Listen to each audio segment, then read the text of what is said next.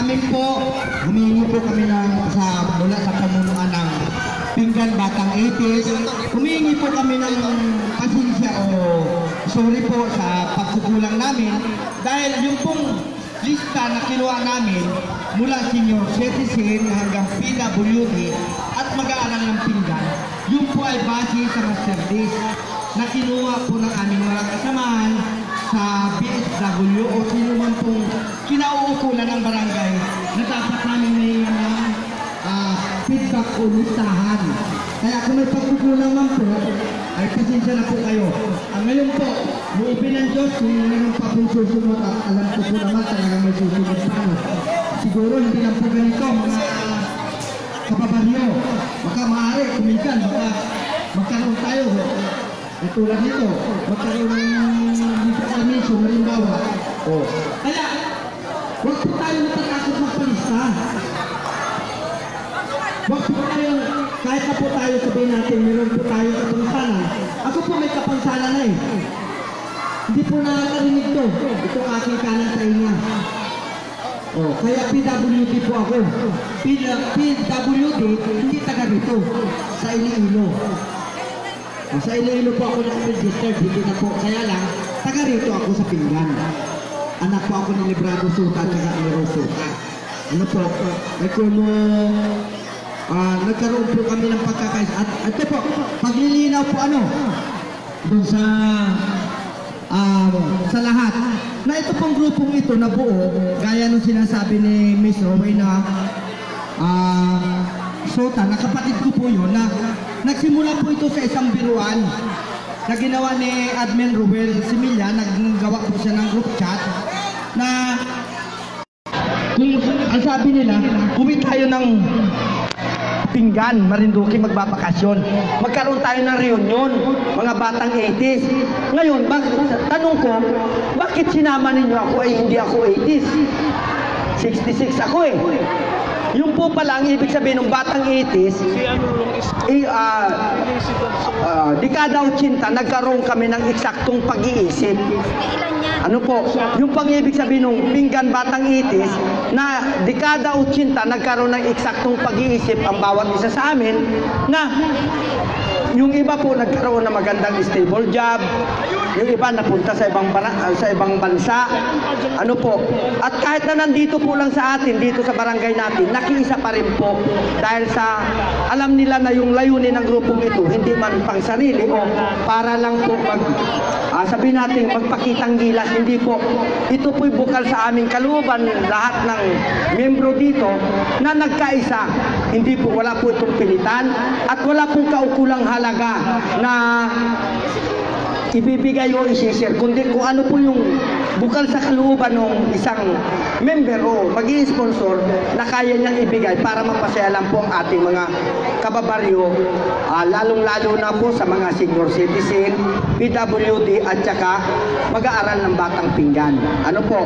Kaya ito po ang simula at sana po magpatuloy ito at kung sakali naman po kami ang napunta doon sa kalagayan ninyo na maging senior citizen, dahil sa akin po, sa aking kalagayan, kunting kimbot na lang, 7 taon na lang, senior na rin. Ano po? Kaya siguro, yung mga anak natin, o mga anak namin, o pamangkin, o apo, ang magpapatuloy nito kung wala na po kami sa ganitong kalagayan, na darating ang panahon na kami naman po ang tatanggap. Ano po? At panawagan po sa lahat, huwag po munang uuwi. Meron pa raw pong parlor game. Si Mr. Gilbert, meron pa raw pong parapol po yata yan. Basta maganda po. Huwag po nang uuwi. Sige po. At higit sa lahat, sa Diyos ang lahat ng kapurihan. To God be the glory! Yung ano po natin dahan-dahan lang po kayo. Meron kayong microphone. Okay? Sige, may microphone ho kayo. At makakasama ho natin live pakilala po kayo. Ako po si Mr. Ed Sota. Oo. At kumusta po? Bali na pag-usapan ho namin kanina yung tungkol dito sa inyo pong initiative at na-mention nyo naman kanina, dito po tayo, medyo galaw lamang tayo. At na-mention naman po kanina na nagsama-sama. Opo, Ngayon ko opo. lamang naintindihan, kala ko mga pinanganak noong 1980s. Hindi po. Okay, so paliwanag po nga ni ulit natin yung inyong pangalan ng grupo. Ang paglilinaw po kasi hindi po naipaliwanag na maayos kanina. Kaya po tinawag na Pinggan Batang 80s dahil yung lahat po ng miyembro o naging nakiisa sa layuning ito, yun po, kaya tinawag na Batang 80s dahil dekada 80 po nagkaroon kami ng wastong pag-iisip o sabi nating maturity na mind na nagkaroon po ng layunin na nagkaisa po na ang sabi nga po doon biruan, reunion lang. Sabi ko, oh, what if na imbis na reunion, magbigay tayo ng gift giving sa ating mga kabarangay, lalong-lalo na ang mga PWDs at mga senior citizen at kasama na rin po yung mag-aaral sa Barangay Pinggan. Okay. Ngayon, nagkaisa po ang grupo. O sige, maganda yan. O, i-post natin sa ating group chat sino ang gustong mag-sponsor o makiisa sa ganitong layunin. Ipinaliwanag po namin yon at marami naman pong tumugon. Kaya nabuo po ang ganitong grupo at nakalikom po kami ng kaukulang halaga na makasasapat dun sa ipamimigay namin sa aming mga kabarangay na. So paano naman po kabayan yung mga pinanganak na yung mga 90s naman, makaka-join ba sila dito? Opo. Ibig sabihin lahat ng mga batang Pinggan ay welcome na welcome. Welcome po, na welcome mag-join po. sa Hindi inyong lang po grupo. Batang 80s kasi kami po ang, kung sa ay kami lang po ang nagpasimula na maaring ipagpatuloy po ito. ng mga susunod, Ng mga susunod henerasyon. na henerasyon So, po. sa palagay nyo, gaano karami itong, ay bali na nalaman natin kay Kapitan kanina na nasa 300 plus yung ang mga beneficiaries. Opo. Oo. Ganito po, nung nabuo po namin itong samahan na ito, na grupo na ito, gumawa po kaagad kami ng paraan, humingi kami ng kahit kasi kami po, iba-iba ang base. Katulad ko po, ako taga Iloilo. Sa Iloilo po ako nakatira kahit although, taga rito po talaga ako sa barangay dito po ako pinanganak. At yung iba nasa bansang Japan, nasa Saudi Arabia, nasa Dubai, at yung iba seaman na nakasakay sa barko na yun po sa paraan na ganon nagkaroon kami ng contribution at nagkaroon po kami ng parang opisyalis na kung kanino ipapadala yung malilikom na pera nakabase sa Maynila o nakabase dito sa Marinduque at ganoon rin po sa ibang bansa. May kanya-kanya po kaming inassign na person na pwedeng doon ipadala yung share at mabuo. At pagkatapos po nito, para ang sa amin po ang layunin namin, para transparency, pagtapos po ng itong event na ito, mag-meeting pa rin po kaming admin at doon po namin i-report. Kasi hindi naman po lahat ng ito para malaman po nung lahat ng grupo at makita sa Facebook Live at saka kaya po namin nakikita namin kayo na maalaman nila na ito po talagang ang layunin namin walang pagpapataasan o ganun. Pare-parehas po kami ng kalagayan na nasa puso po namin na talagang magbigay sa aming kababayan po.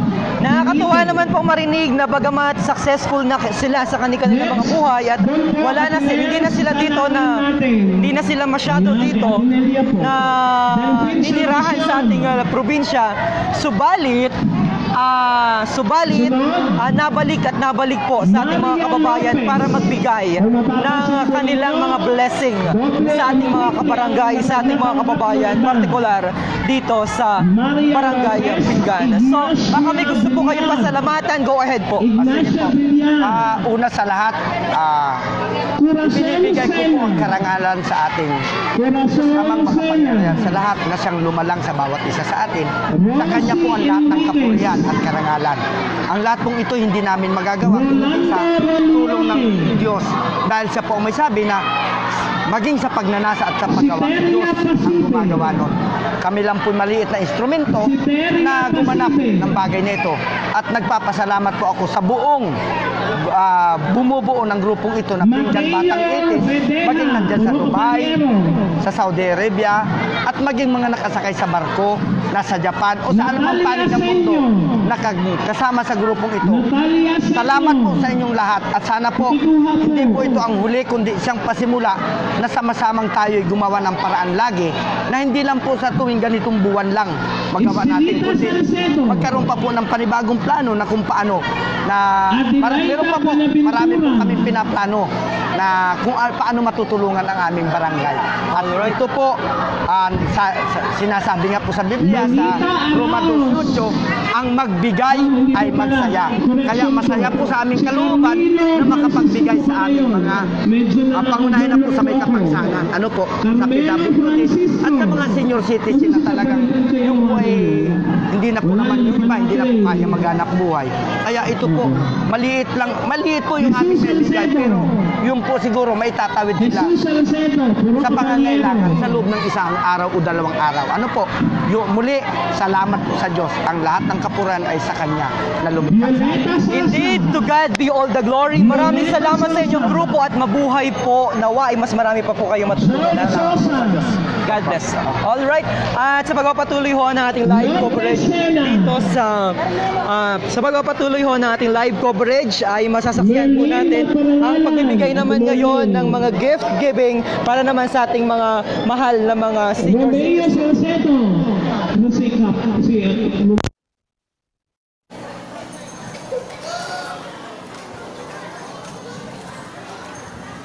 Rosalinda Salcedo,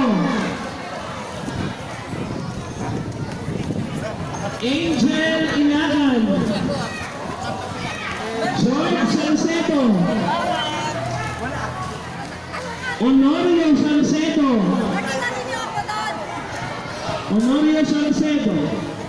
Araceli Latorre,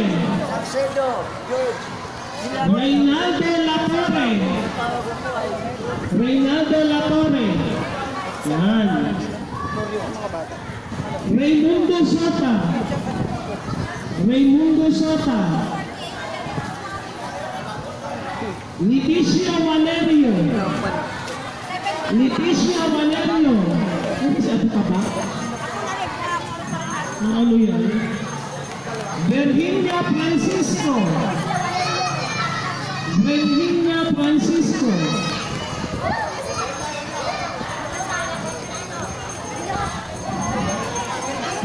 Francisco Berger,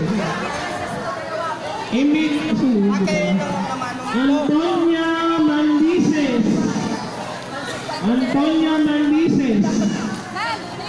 Francisco Bagat Berger.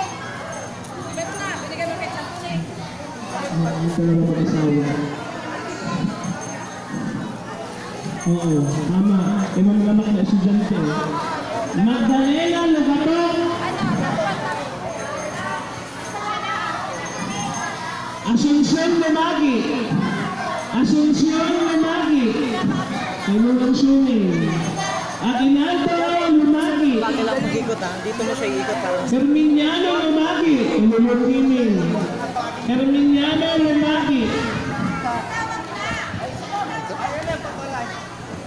Francisco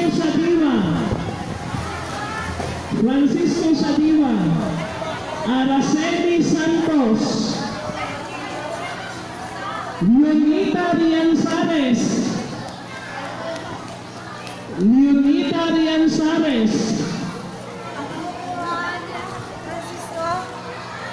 Rosendo de la Torre,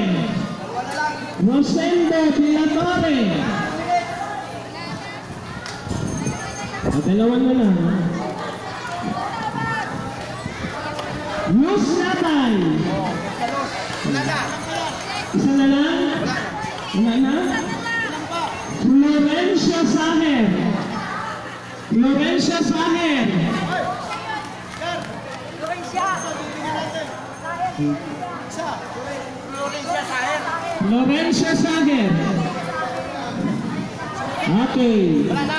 Okay, thank you very much. Meron pa? May kastaan naman. Kaswerte-swerte. May mga Santa Claus pa is coming. Ay, nabisa. Basta po, nag-register TV.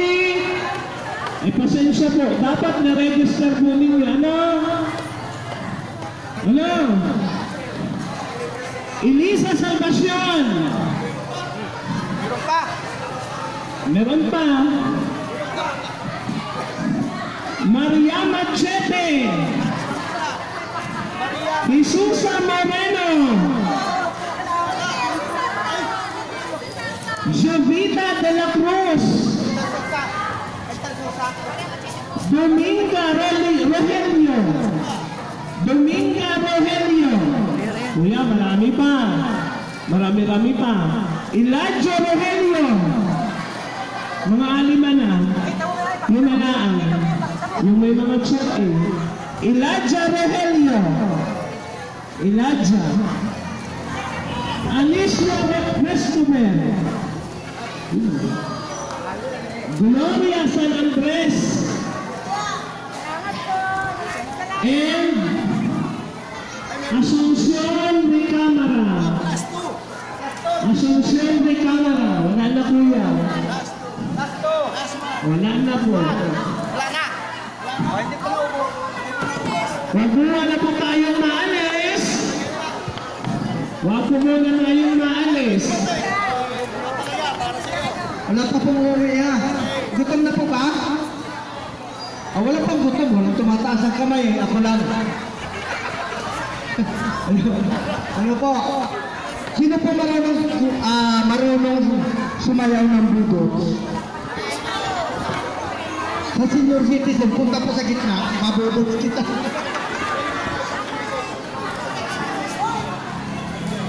O ano po? May parlor games ba tayo? Hindi na raw. Ah, sige. Okay, picture taking daw po, mga magulang. Ano po? Mabuti na lang, hindi ako napapasalita. Ang hirap na napili ko yung aking salita kanina eh. Puro Tagalog.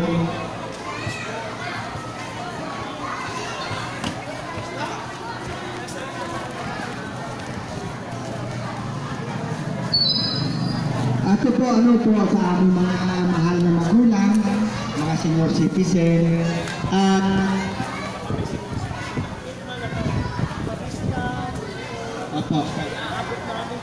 Opo.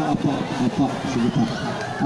Dito po, mga senior citizen, mahal naming mga magulang. Ano po, meron pong 2 tao dito na hindi nakalista doon sa master list.